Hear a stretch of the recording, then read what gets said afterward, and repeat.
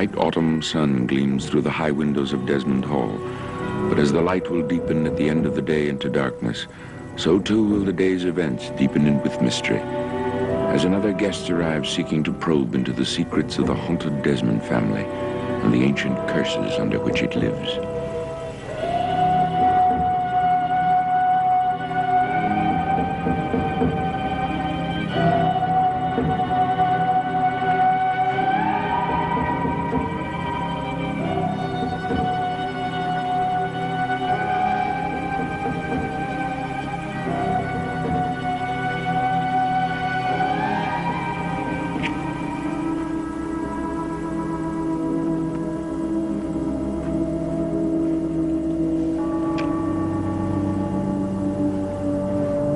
Of the great serpent, ghost of my ancestors, hear me, though I am far away from Meljardin.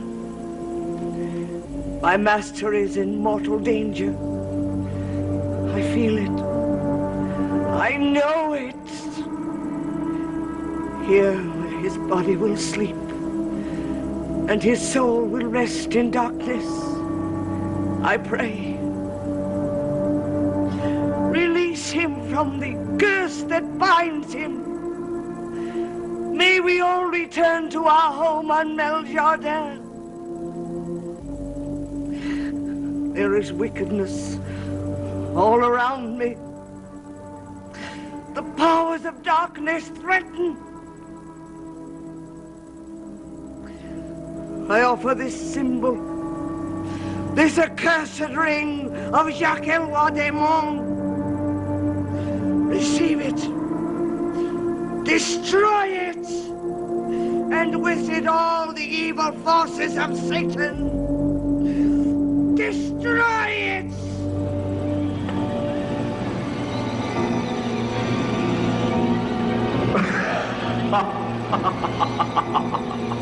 Destroy it!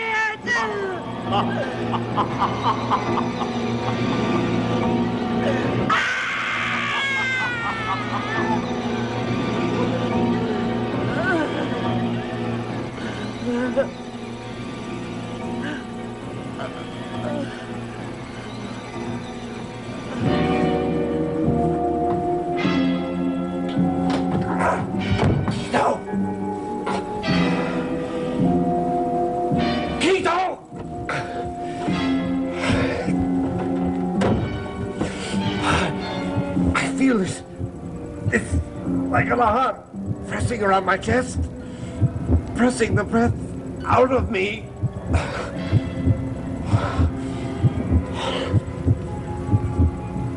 Guido, do you hear it? The mark. The mark of death.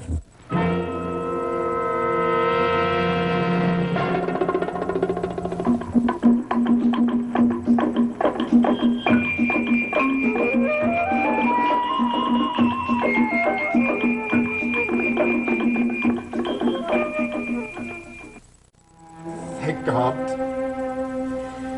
Oh, thank God.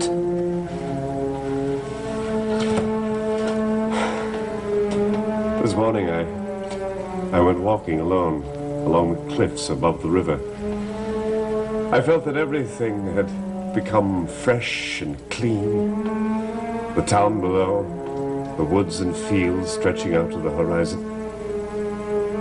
And then when I came in the door, this pounding, the sound of a monstrous heart beating in my brain, the very same terrible throbbing I felt at Meljardin. Axel, I am no longer under the powers of the devil. The bargain was not kept. My wife was never returned to me, but some devil woman disguised as Erica. The bargain wasn't kept. I am free from the devil's powers. Axel, tell me. I cannot say, Master, but I do not know. Look! There is no mark of death on my hand. I am free, no curse. Axel! I have prayed, Master. I have petitioned the spirits that guard the Desmond family. But I don't know. My powers grow weaker away from Maljardin. I can no longer give you protection. Raxel, listen to me. Maljardin is in the past. And everything it represents, all the horror and evil is finished. Why can't I live again like a free man? Free! Is one ever free from the threat of evil? I must be free. We must return to Maljardin. No. Quito, go and make certain that Miss Holly is in her room.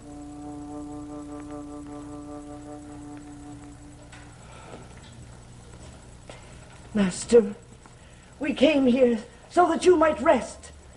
But there is no rest for us, or Miss Holly. What are you saying? Oh, there are powers here which I do not understand. I have tried to destroy them and remove them, the chains of our past, but I cannot. And Holly? Is in danger, as are you. Answer the door, Raxel.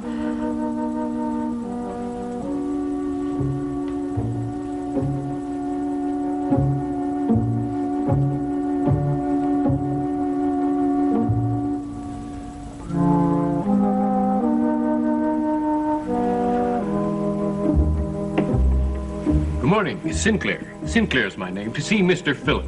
He is not here. It's very important. I've got to talk to him. Mr. Phillip is not at home. Well, if you just tell him it's Sinclair from the mill. Sinclair! Is that you? Well, come in, come in. Pardon? Mr. Desmond, why, it's you. It's been too long. It's all right, Raxel. Oh, come in, sit down. No, Oh, come. Everyone is welcome at Desmond Hall. Oh, not lately. What do you mean? We haven't seen hide nor hair of Mr. Phillip for many weeks. And yet his orders come down to us regularly. Mr. Phillip has been away. Then why these, sir?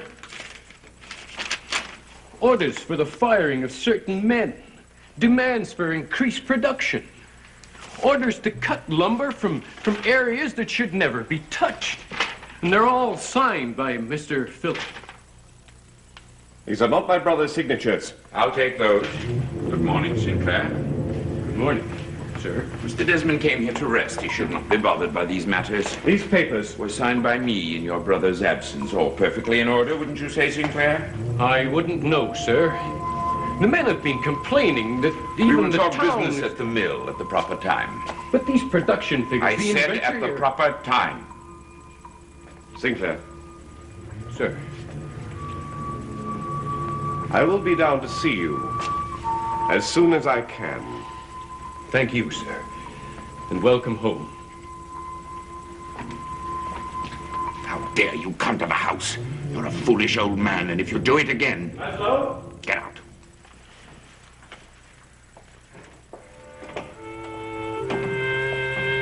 Poor old Sinclair.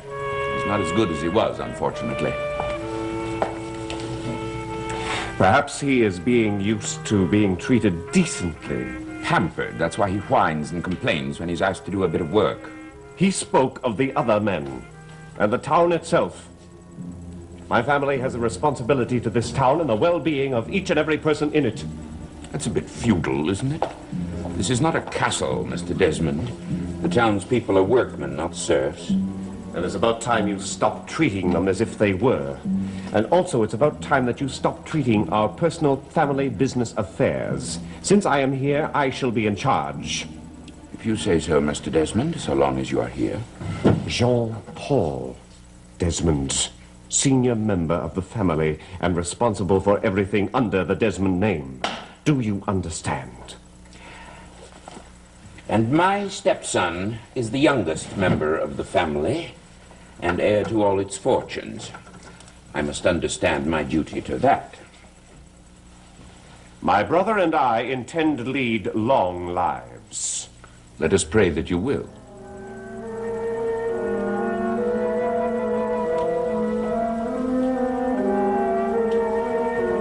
I might say, Jean-Paul Desmond, you'll need every prayer you can get.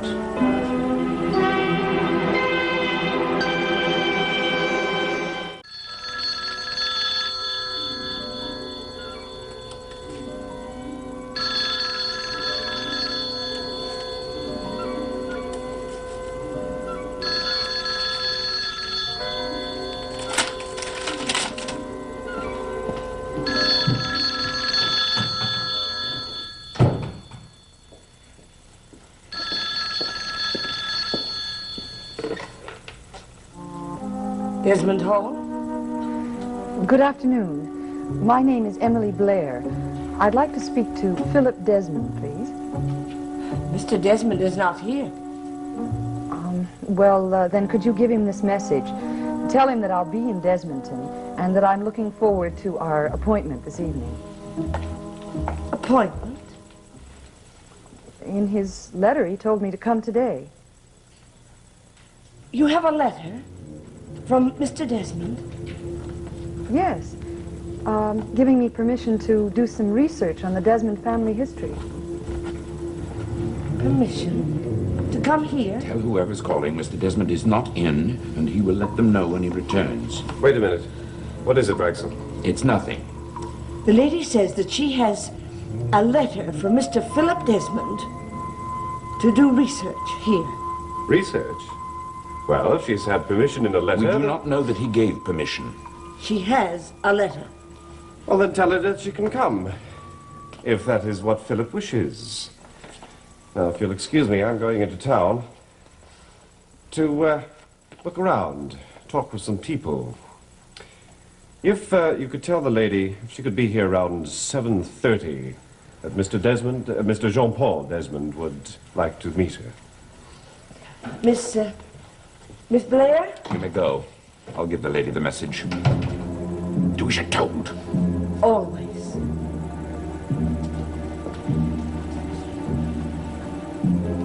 Hello, Miss Blair. This is Mr. Desmond's manager. Can you come over right away? No, I'm afraid I couldn't do that. I still have quite a drive to Desmonton. We'll make it as soon as possible, and bring the letter with you. Yes, I will. And thank you. Thank you, Miss Blair.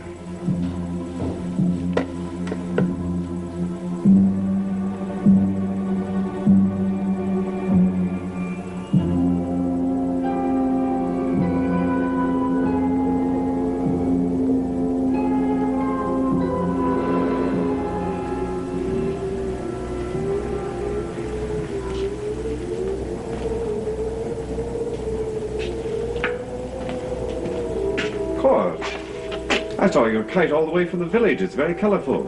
Is it? Yes. Did you make it yourself? Yes. Very good. Well, look, why don't we go inside? Come. I think we should have a talk, you and I. Get to know each other better. Should we? Well, of course, we're cousins. And of all the Desmonds, your mother was always one of my favorite relatives. Strange. I understood she was what the family calls a poor relation. Oh, we'll never know. She was like a sister. Is that why she had to run away from home without a penny when she married my father? That was her choice. And your father's. Of course. That's what everybody longs for, isn't it? Poverty. Court. Well, my father's wishes have been fulfilled. We live quite frugally, cousin. My father, my mother, and I. I can't understand why he left us. Can you? Court. I never knew your father. Neither did I. But I know what it's like to be without Desmond money, cousin. I also know that it's going to be mine someday. All of it. So don't be concerned about me. I'm content. I wait. I have my plans. Philip fooled me once with his false kindness, so I won't depend on yours. I have only one expectation concerning you. The fact that someday you'll die.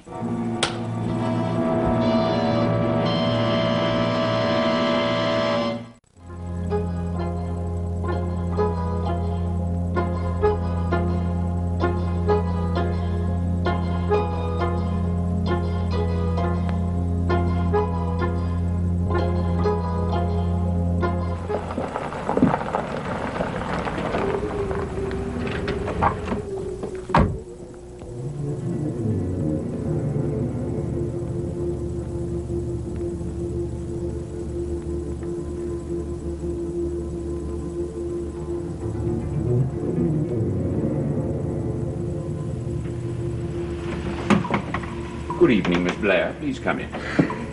I'm sorry I'm so late. I came as quickly as I could.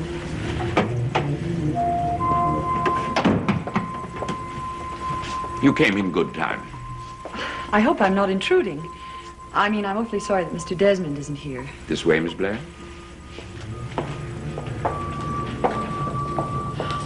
From his letter, well, I really did want to talk to him. The Desmond family has played a very important part in this area since pre-colonial times. And that's my project, the history of the area. You mentioned something about a letter from Mr. Desmond. May I see it? Oh, yes, of course.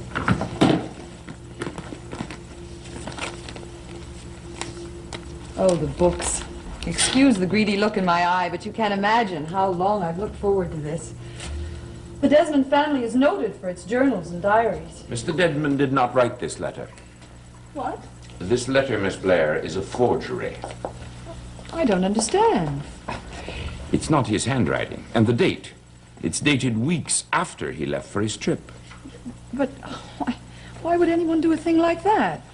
I live miles away. Well, the letter was delivered by hand. Here, look at the envelope. There's no stamp, no postage mark. It's very cruel. Very cruel. Well, then does this mean that I can't go ahead with my work here? I'm sorry, Miss Blair. Who could do a thing like that? And why? There are many strange people in the world. Yes, apparently. I don't suppose there's anything I could do to persuade you to change your mind. I'm sorry. Well, good evening. The lady on the telephone, I believe. Miss Blair, Miss Emily Blair. How do you do, Miss Blair? I'm Mr. Desmond. Oh, but I thought Mr. Desmond was... Away he is. Oh, yes, that's my brother, Philip Desmond. I'm Jean-Paul. Pardon my confusion, but I've had a rather confusing visit. Well, I'm very sorry I wasn't here to greet you, but I wasn't expecting you until much later. Well, but this gentleman It told me appears to that the letter Miss Blair received was not written by Philip. Not by Philip. No, it's not his handwriting.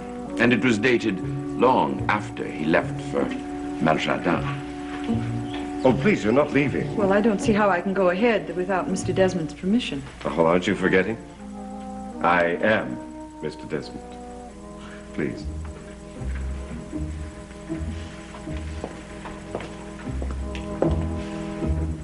May I have the letter? You might as well burn it in the fire. May I have it?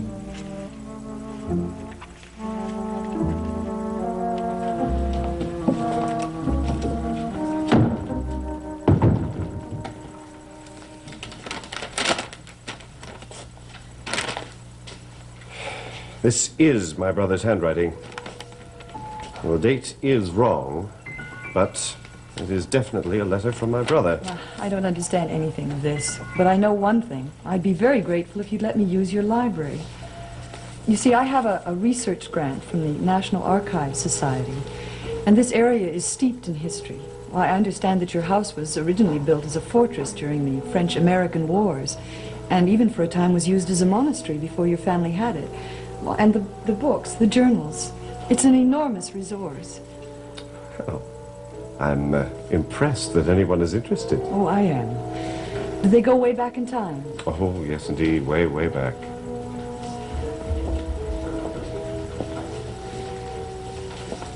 Well, then, may I? use them, research them. I promise I won't be in the way. You may, and you won't be. Oh, look at them. All dated and bound. I don't really think anyone has ever looked at them. Well, I intend to find out what's in them. Thank you, Mr. Desmond. My pleasure. I hope you won't mind the dust. Oh, no, I don't mind. Oh, I'm sorry. That's all right. No problem.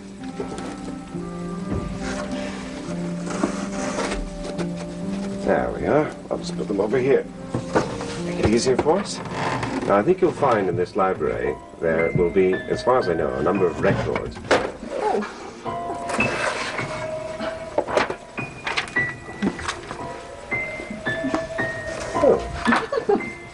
Strange. I wonder where that came from. How very peculiar. Oh, look. Somebody scribbled on this page. Oh, what does it say? Oh, it's a poem. Well, you're the researcher. Why don't you read it?